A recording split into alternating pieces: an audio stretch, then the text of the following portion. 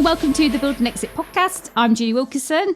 I started the podcast off the back of the work that we do in my company, Wilkinson Accounting Solutions, because I found there was a real gap in the market for SMEs, especially around exit planning and due diligence and acquisitions. So I'm really excited today to have Edin Basic with me. Hi, Edin. Hi. Thank you very much for having me. I'm happy to be here. No, thank you for coming on. So Edin's got a really exciting story. So just a bit of background about why we invited Edin on. So he's actually a 6 times founder and has had a couple of exits, but there's one significant exit we're going to be talking about today where he actually sold to Pizza Express.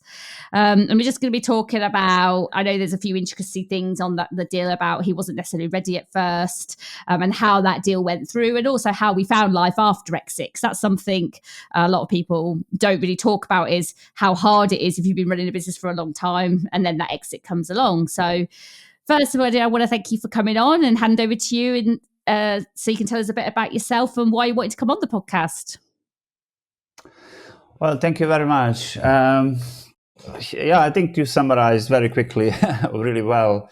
You know, I had I think relevant experience of starting the company from the idea to scaling up, fundraising and exiting to a market leader. So, and also what happens after you do this. Sometimes we founders, we start and build the businesses and we go forward, to that, almost like a mountain climbing to the peak, and then you get there.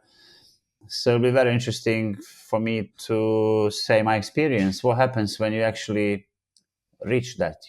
How you. I remember really, really very well how I felt completing the sales process and getting the exits and what happened afterwards. Yeah, so I'm looking forward actually for this chat with you. Yeah, and I think the emotional side as well will be a really nice point to touch on, obviously, what you feel you want to share. But I think at first so let's take it back to the beginning. So obviously, this big exit to Pizza Express is obviously a well-known brand. So talk us up to the point of like how you sort of scaled and got to the exit position. Like how did that all sort of come about for you on the journey?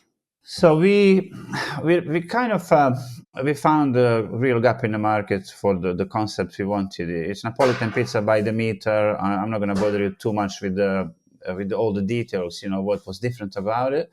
But we clearly had, we found the problem and we had a solution with the product and the service. There was 2 founders, and one thing from the very beginning, we knew we wanted to scale up. We wanted to build a brand of multiple sites, and eventually, without really clearly understanding what the exit was, but we knew we wanted to exit eventually in some stage in the future. That was our first startup. So as you can imagine, everything we learned was, everything we did actually was, for the first time. Starting up, all the branding and finding the site, operational excellence, and opening and building the sales, marketing, opening second site, scaling up, getting VC on board, and having board meetings, having a chairman. So all of these things was for the first time. And we didn't really have that much advice for whatever reasons. I think we're probably too big-headed to understand how much we don't know. So most of the things we learn was by mistake, and sometimes those mistakes are really expensive, or in some cases even irreversible. Once you decide to go in one direction, then it's very difficult to change few years down the line to kind of reverse back. But yeah, it was really a lot of founders, they know this. Nothing can prepare you for the journey of scaling up. So you go from one site where you prove the concept, then you go to second site, which is easy-ish. You still work just double hard. You still manage by personality. Your people are loyal to you because of you. Then 2 to 5 sites, it's still kind of, you don't need too many processes, procedures in place. We had the VC approach us to invest, and we accepted. We had a board, proper board meetings, and then from 6 to 12 size is when things get complicated. So your headcount goes up, your numbers are much bigger, in sales wise. Your sales obviously go up. Your EBITDA dips down because you're putting more processes, procedures in place. You need your area managers. You need your, people structure, HR, compliance, accountancy. You need finance director in house at that stage, as you probably are more familiar than me with this. And then that is really time of the real crunch. You probably we got one or two sides wrong, so it's something. It's kind of a crucial time in a scaling up of multi-site operation. So that was 6 to 12, and then from 12 to 20 it gets easier actually, because you have a structure in place. Your Our job became very different, so we were not working in business that much. We were working on business, which means we were more leaders, managing people, managing teams. You start to understand that you are only as good as your teams, as your people.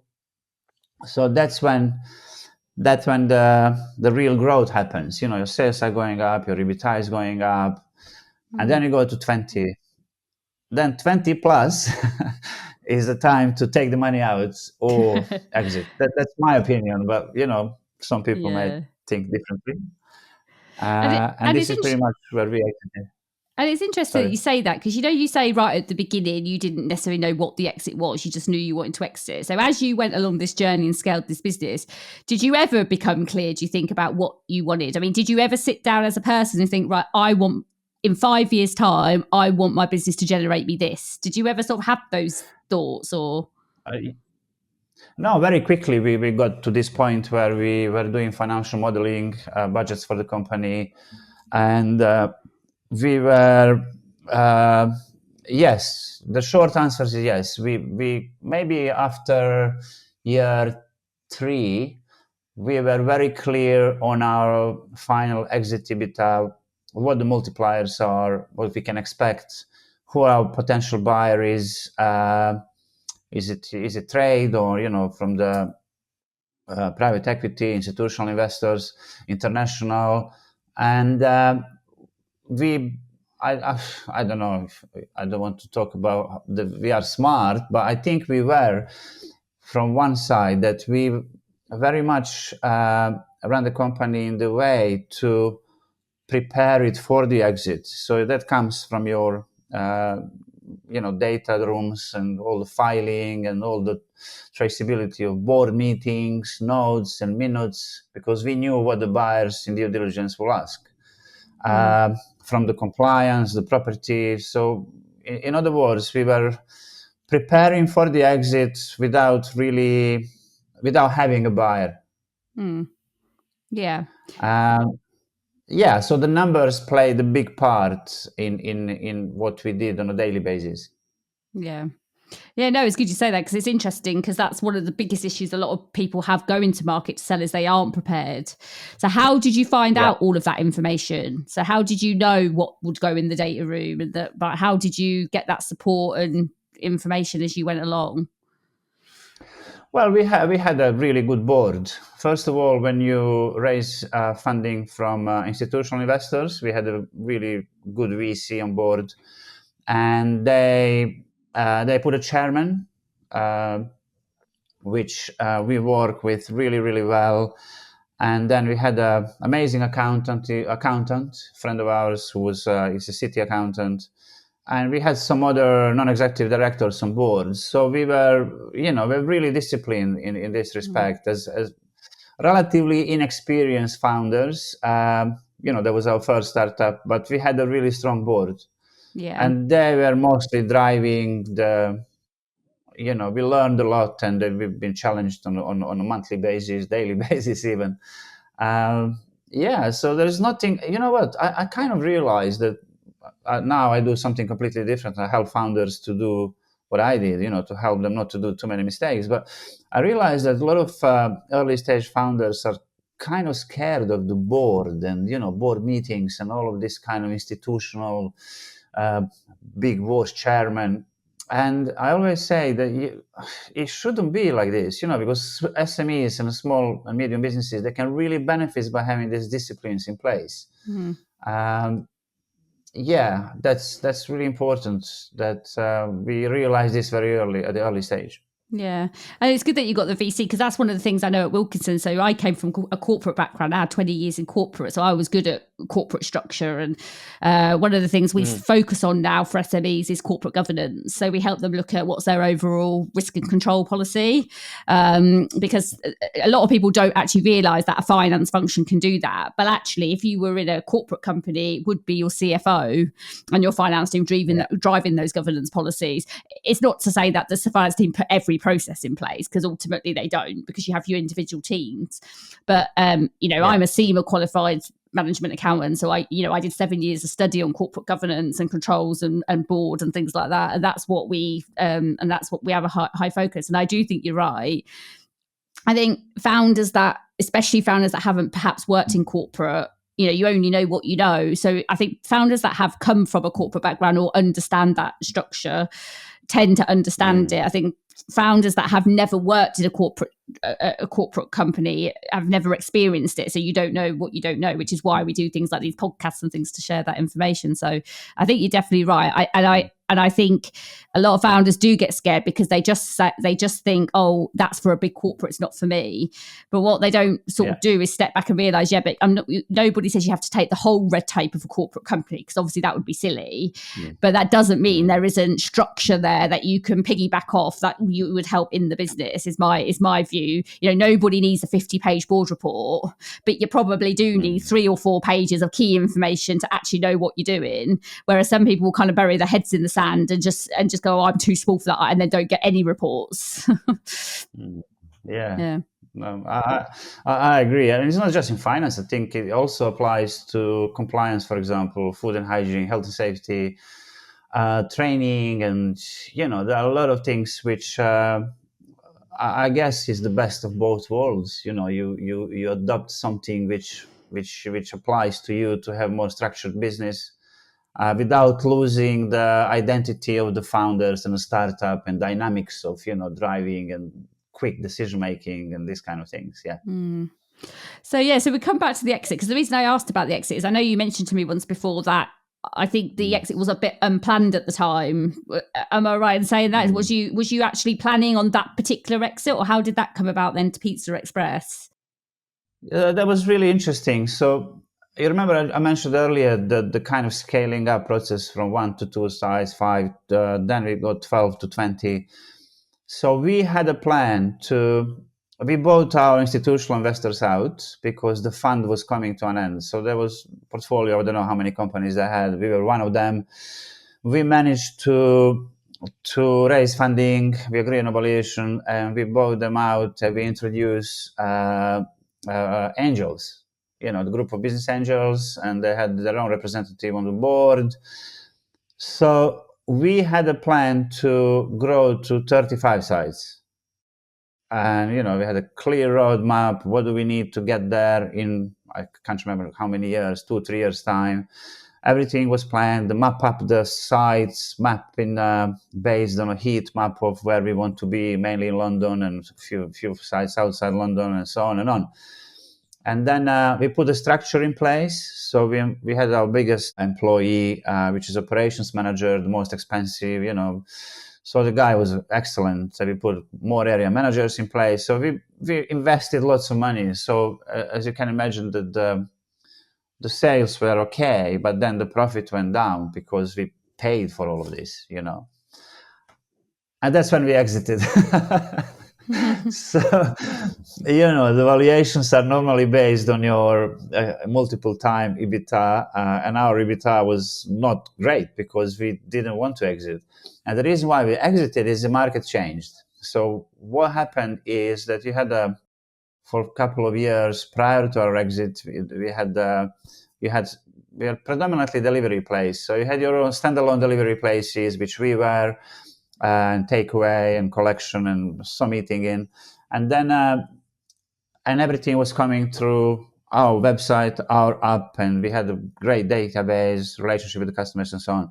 And then the aggregates came. So you have your Deliveroo, you had Just Eat, and Uber Eats wasn't there yet, or it was very early stage, and that completely flipped the market on from certainty of where we were heading. We were in a kind of space of complete uncertainty. There was questions of. So from the negative side of these market changes was things like are standalone delivery places going to survive, to be able to survive, because people, customers, the habits are changing. Everybody now is delivered. The market is much bigger. It was lots of uncertainty, and obviously the fees you pay. You don't own the customer journey. This is my real passion. I advise founders how to do a delivery strategy, because I have a strong view what would be the next stage of delivery evolution. But at the time, yeah, that was this. And from the positive side, that was that every restaurant group or smaller or medium group or big groups, they had the FOMO, fear of missing out, because everybody wanted to be in delivery. So they were all heading and signing up for the platforms and so on. And as a result, they were looking, without really understanding dynamics of delivery, they were going into potentially entering the markets by acquiring smaller chains like us. So we came on the radar of, we spoke to some big chains, including Pizza Express. Yeah, and we just went without having corporate advisors. We ran the process ourselves with our little board, with the one lawyer, and we accepted the offer. And then because we didn't really understand, this uncertainty was really making people nervous, our shareholders, including myself. What is going to happen? How, if we have a certainty of an offer now, which was decent offer, we achieved what we wanted, or to grow to company to 35 size with this whole kind of changes, we decide to go for the first option. Whether it's the right or wrong, looking back now, I don't know. Potentially yes, maybe no. There were other options. You could have franchised, but I have no regrets, to be honest. It was the right decision. We exited. It was success. Tick, move on, and start a new project. And I think it's interesting because I did an acquisition. I mean, I'm on a smaller scale, but I've already started the acquisition and putting my corporate governance in place. And I do think, from speaking to so many business owners and people that sell, I do think one of the things that puts people off in terms of the scale, in terms of putting the process, is the drop in profit, because I think it can't not happen. I honestly believe, because what typically happens is a business owner grows, and they can grow relatively quickly, probably even 7 figures, and the owner's still driving that growth, and they can still manage it. Perhaps it's not all roses and daffodils, but they can probably sustain a business model. But you always get to a certain point where it becomes unsustainable. Either the owner's burnt out, or it's growing too much, and then it gets out of control. And that can happen relatively quickly, I think. And the bigger you are, when it becomes out of control, the harder it is to manage. And I think sometimes the reason the owners just carry on sort of, well, burying the head in the sand's the wrong word, but maybe not stepping aside and thinking, is because they're on this trajectory growth. So they'll say things like, oh no, I don't need it right now because I'm on my next phase of growth. But at what point does the growth get to the point where it's too much? So when does that owner say, now's the time I need to stop? And they often don't want to stop because they know that putting things in place means more cost. So if they've got to a level of EBITDA or profit that they want, through those sales, you have to start questioning, are my sales high enough, or is my pricing right? Because if you've got to a position of potential profit but you're still working a lot of time and you don't really have the right people in place for the next scale, then when's the right time to stop and relook? It doesn't mean the business model as a whole isn't viable, but it could mean there's elements of the business model that need to change to fix that. And that's my opinions from all the research I've done and speaking. That's why I think it happens. That's interesting. I totally agree. I think it is. it's not easy though. It's not No, easy I to know. decide when is the right time. The timing on exiting and planning the exit is constantly shifting depending of there's lots of variables, the market, the people, the um, you may get a site wrong if it's multi-site operation, whatever that is, um, technology and so on and on. But that it's okay because you can't be in control of things you can't be in control. So things are moving, changing, and you're adapting and so on.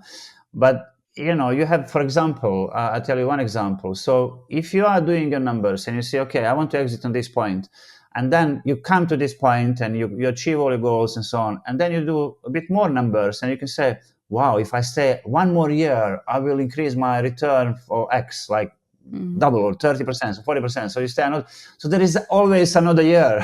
Yeah, it's There is always always more. But yeah, then it's like a balance of certainty and uncertainty. Do you really, when do you do cutoff? When is your yeah. cutoff? And I think that discipline is really important to know your cutoff, and also to leave the potential for a buyer, because buyers, they want to be able to multiply this by whatever in 3 years they want to grow. So you need to leave the space to do this. So Mm, finding the timing is a real skill, I think, and a really mhm. fine-tuning decision. Yeah, and I think emotionally, because obviously it comes down to people's lives and things like that as well, doesn't it? Like emotionally when they're ready and things like that. And it's a good point to come on to Mm. actually, because what happened to you then? So you obviously had grown this business, you've been successful, you've grown it to a good business, and you've sold to Pizza Express. Do you think like you were emotionally ready for the sale? Like how did you feel after you sold? After I sold, Yeah. no, it's not what I expected, to be honest. It's like I remember, we completed. It was Friday in February. Rainy London, Friday night, pretty much. So the due diligence was crazy. We had like 6 months due diligence, grilling from the big companies. So the obvious, I understand. They're taking liability of looking, and if something is not right, then they will be liable. So it was really something really we didn't expect. And they always say it's the hardest time of your life. And I said, well, what potentially can go wrong? We have everything is available, data, all the accounts, and we are. But it didn't work like this. There's a lot of things can go wrong in due diligence. So it was Friday night. I thought it was like basically the deal is off. So we went all day from the morning in a cab. It was accountants, couple of accountants with us, and the lawyer and my team. Uh, and it was just nothing was happening. So it was dark. I went out for a walk, and then they called me like, okay, well, we are ready to complete. So, and I just went, okay, well, it's another thing. It's never going to happen. So we went. The office, it was like a big office with so many people. We signed like, I don't know, so many papers with our lawyer, and that was it. Done. It's like, okay. So I went home. It was nighttime, dark. I have nobody to tell. Normally you think it's like it's Thursday afternoon in the spring, people outside, so you take everybody for a drink, yeah, celebrate. No, it wasn't like this at all. I was exhausted, come back home. My wife and the kids, they were in Italy. So I have nobody to tell, really. I just went to sleep. Oh. Really tired. I had a glass of wine, I remember. And yeah, and then they transfer the money on Monday, so obviously you can see there's something tangible, and you're basically when you get something which you really work hard for a long time to get to this point, and when you put a hand on it, it's like I remember thinking, is that it? I was expecting something, I don't know, something different. Mm. Um, so that was a big learning kind of point. I think it's the cliche of saying it's all about journey rather than this destination. It really is true. How much you learn as a founder, and you grow as a business person, and relationships you make with people, and network, and so on. This is what stays with you, and once you get to the destination, it's not. I don't want to be a hypocrite. Yeah, of course, it's good to make money, and we all like to do this, but Mm. it's not what I expected from my personal experience. That's what I guess I'm trying to say. And it's interesting you say Um, that because you went through 6 months of due diligence and you still felt yeah. the deal wasn't going to go through. Because I know you have a quote, don't you? Drop the ball and they dropped the price. I mean, did the price Oh, change throughout the DD process? I mean, you don't have to say the numbers, but did it change? Did the deal change from the day one to when you actually sold? no, it didn't, because we didn't allow it to happen. So that's when the real negotiation starts. You can walk away, they can walk away, anything can happen because things pop up. The different types of questions, different types of inquiries, which is normal. I understand this. Anybody has right to say no, to say yes, or whatever. And if, for example, buyer realize there is a liability for X, whatever, I don't know, £1 million, then they will. That negotiation can start. Okay, well, we don't want to be liable for this, but we want to make sure that once this is out, then we can transfer the rest of funding. There was so many different options. Every deal is very different and complicated.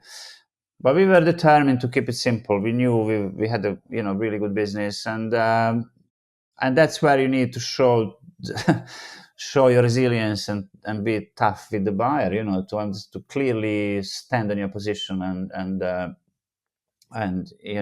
so it didn't drop. But as you can imagine, running the due diligence is like a really full-time job, literally. There's always something. You're managing, your team is doing different things, your finance director is doing numbers, extra, everybody's doing extra. Mm-hmm. And then you have to run the company, you have to deliver on what you promise, because what the numbers are based on and price is based on and everything else is based on what your budget is for the whatever, what you promised to them. So that's getting scrutinized. So you can't really drop the performance, because if you do, then they will say, well, this is what you promised, this is what you deliver, so why do you think we should pay the same price? So we didn't get to this point, but you understand what I'm trying to say. It's very easy to get to this point. And then you're having like two full-time jobs or more, where it tests you to the core how much you can actually have this resilience to get it through over the line. And I'll tell you what we're seeing in the market, because obviously we do a lot. I think at the minute we've got about 6 acquisitions on the go because we help the buyer as well. So we do the exit planning with the seller, but sometimes we act for the buyer. It depends who we're engaged with. Oh. But what we're doing is because that's what Wilkinson Accounting does. We help with the due diligence and the exit planning of deals. So we do corporate governance and exit planning. And what we're finding is we're starting to help people do like sort of mock runs, because we do find, I mean, I know because I came from a corporate, I actually came from my last corporate job was an equity back. We used to have to do these every 5 years. I think they got a new buyer, but like you say, because they came in and then they wanted someone, they wanted to sell the shares. And then we always found that on projects, teams never had enough time. So one of the things we're finding that we're helping, especially on the exit side with people at the minute, is doing little mock runs of deals, because we know what buyers ask for, because we do it. We think it's sensible for people to create a mini data room as they go along, because at the end of the day, we've done a lot of the work here with, the big corporates and those, we've done it with PE firms and we've done it with smaller SMEs. So we kind of know most people are asking similar questions. Probably PE firms are digging deeper because they're more experienced perhaps than SMEs. But in the end, if you have good advisors, like if we were doing a deal, we would kind of probably be more strict to like a PE firm. So we could do like mini mocks, mini data rooms, and do mini testing of data and sort of push the boundaries of do they know the answers? Because if you do it as you go along, the reality is if you create an exit pack that is the data room that's already been tried and tested and sort of vetted by third parties, the fact once you get to the end bit with them, I'm not saying they won't come up with any questions, but it is a lot smoother because you've already done it, and the cost can be spread over a period of time as well. That can be done over a period of time, and you can do it in smaller stages. And we see that actually can work quite well for people. Yeah. No, it makes sense. Yeah, preparation, where you are really getting ready for it. And while we were ready in our heads and we were kind of doing some preparations, we didn't really prepare properly because the market has changed, and we said, oh, whoa, as I said before. So, I totally agree. If you prepare yourself properly on time and over the longer period of time, the due diligence is shorter and it's more straightforward. Because I think emotionally as well, because I think sometimes even if you have the answers, I do think it can be quite emotional for a seller, because sometimes people are, it's a bit like your personal life, if they can be coming in, well, why are you doing that? Why has that happened? And I do think people can take it a bit personally, which I fully understand that, because I know what it's like, you've run this baby for years, and you could have these third party come in and sort of questioning, why are you doing that? Why has that happened? And even if you have the answers, maybe you don't always fully, maybe some people don't fully have the answers, and then they feel a bit silly, why don't I know that, like behind, like emotionally, and I think that can be hard. I think that can be challenging, which is why sometimes preparing yourself before you get to the time to answer some of the questions, and it's good sometimes to have a third party vetting it, because I think you can have brilliant FDs and brilliant finance teams and things like that, but if they're in the business a long time and they know it, even employees that are emotionally attached to the business can find those conversations difficult, because they love the business and they can see their job as, if they have made a mistake or missed something, that could be a hit on them, if you know what I mean. Yeah, yeah, totally. Yeah, That's emotions are kind of, they play the big part. Yeah, it's like we ran the company for 15 years. Yeah. And day in, day out, you see it, like you live and breathe everything, and then you come to the exit. It's yeah, the emotions are really high. Yeah. Yeah, I know. I've seen the emotional side for people. It's hard, isn't it? I've actually heard someone say to me once, it was nearly as bad as losing like a loved one when the business got sold. Some people might seem it's a bit drastic, but some people actually feel that they care about their business so much and have spent, a lot of these founders, if they're honest, probably in the early stages, spent more time in their business than with their family. That's quite a big truth, in terms of how many hours business people are putting into their businesses. So when they come to sell it, it can sometimes feel like, oh my God, I've lost my baby. Yeah, but do you think this is mostly for the first time founders, or it gets easier for the second, third, and fourth time, and so on? I think it gets easier for people, because I see people in both, because we've seen people that have done it multiple times, or you can see, I think it's the mindset, because I think some people, especially, so people that have done it often then go in more as an investor. So I had a guy on the podcast a couple of episodes ago called Taha, who doesn't actually work in any of the businesses. He's an active investor through his company, and he just goes in with an investor and he puts the CEO in place. So you're not as emotionally attached to the business, because you're not really running it day to day. I think what I see for the organic owners is that they don't, as they go the journey. So when I say prepare for exit, I don't always just mean like financially, have you got the data? It's also about what's your mindset of the business. Like, do you see yourself as an investor? Because I think sometimes the business owner never transitions their mindset from even if they're not an owner operator anymore, and they're now more like a board member, do they ever become a silent investor? Because if you transition yourself to be a silent investor, you may be one of multiple shareholders perhaps, but as the owner, you now are the silent shareholder. You have a leadership team, so you don't actually analyze the data anymore. You have a team of people that analyze the data for you and just give you the results. I think people would keep their business for longer, because they're not as emotionally attached to it anymore, because they don't make the decisions. I think when you're in it day to day and you're seeing the risk and you're having to make those choices, it can feel a lot more overwhelming. Obviously the risk is still there if you're the silent, but that's just what I see. And I think that's the bit. I think a lot of people get to a board, because I see there's 3 stages of owners. There's operator, which is doing the doing; board member, which is essentially part of the leadership team, effectively part of the board, so that's making the strategic decisions; and then silent investor. And silent investors will end up being people like the owners of Pizza Express, because there'll be people somewhere on the board of Pizza Express that don't have any involvement in that. They might sign to say, yeah, just do it, take the risk, it's multi-millions or whatever, but actually that money is probably external funding, and perhaps they're protected in their own right, and they don't have that emotional attachment. And I think if an owner gets there to that point, then they're less emotional. I think it gets easier, and that's why I think after they've done it once, I do think most people tend to be going on to becoming more acquirers of businesses, or helping other people acquire and becoming these non-execs, because they might not want to do another 15 years of hard graft, if you know what I mean. No, Yeah. definitely. Yeah. The first time founder is always the hardest one to get let it go, Mm. especially if you know there is a potential you can do more. To kind of, it's always this kind of situation where you can say, well, if there is another year, I can do a couple more years. So, but it's gonna have to end somewhere. Yeah.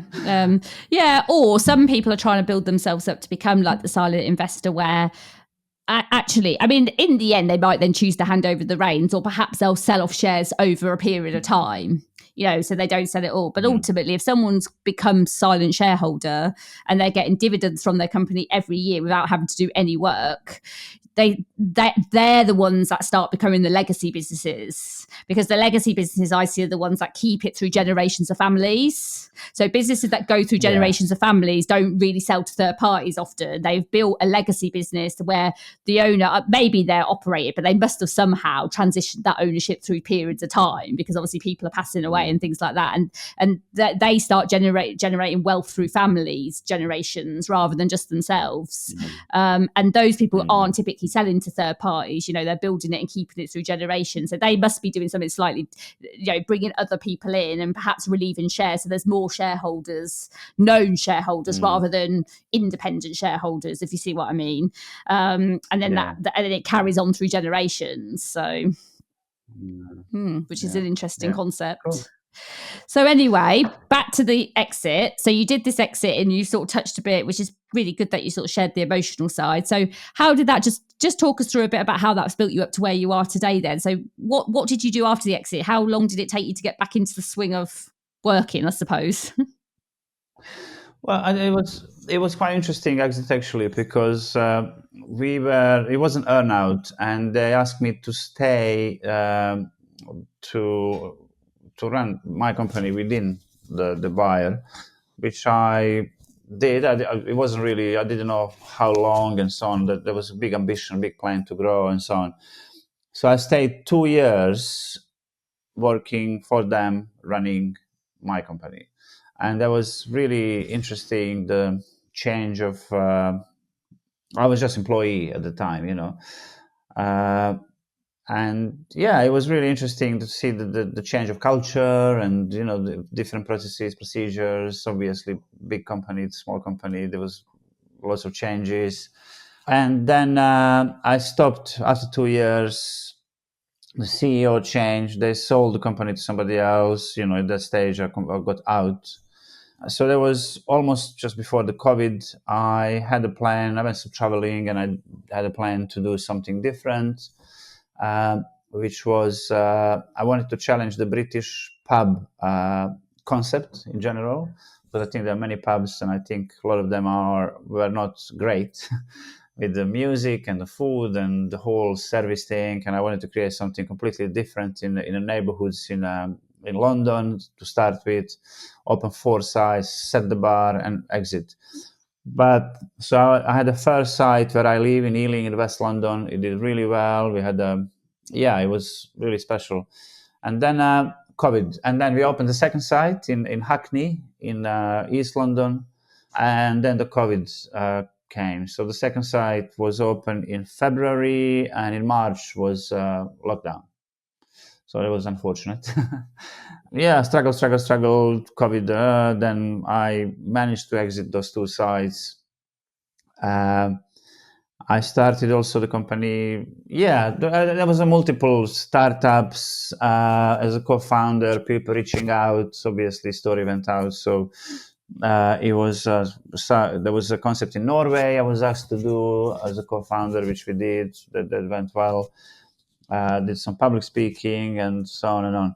Now I exited all of these kind of operational side businesses, and I realized that I've been there and done that. It's not really. It doesn't. I don't have passion to run the businesses on operational level where you have your fixed costs, and it's not. I decided to help other founders to do the same. So I have two co-founders. We started a company called Amplify, where we do fundraising, starting up if the founders are on that stage, to scaling up and exiting and anything between. So one of the co-founders is branding and marketing. I'm the operational strategy, and then we have a fundraising guy. So it's doing really well. We are all exited founders. We have this relevant experience. Our website is out only 2 weeks ago, and we already work with a number of clients based on our network. So I love what I'm doing now. Honestly, it's just one of these things where you talk to somebody and you can see yourself, a few years back, and I really understand. Like I spoke to a guy today. He had 2 sites, and first site, great success. Second site, not doing well. What do I do? So we can do so much for this, and shorten the journey and save so much money on along the way. So I feel like I'm really adding value to those businesses. Brilliant. Yeah. Yeah. So that's essentially what we do now. Well, I think you're really inspirational, Edin. I think it's a really great story, and I'm really pleased that you came on and shared it with us. I think it's going to help a lot of people, and especially on the emotional side as well, because it's something a lot of people don't talk about. So, anyways, I just want to say thanks so much for coming on, and I also want to thank our listeners. This is episode 43, I think now, episode 43 on the Build and Exit podcast. So that's pretty good. So if you love our episodes, do hit the subscribe button so more people can find the show. I look forward to seeing you soon.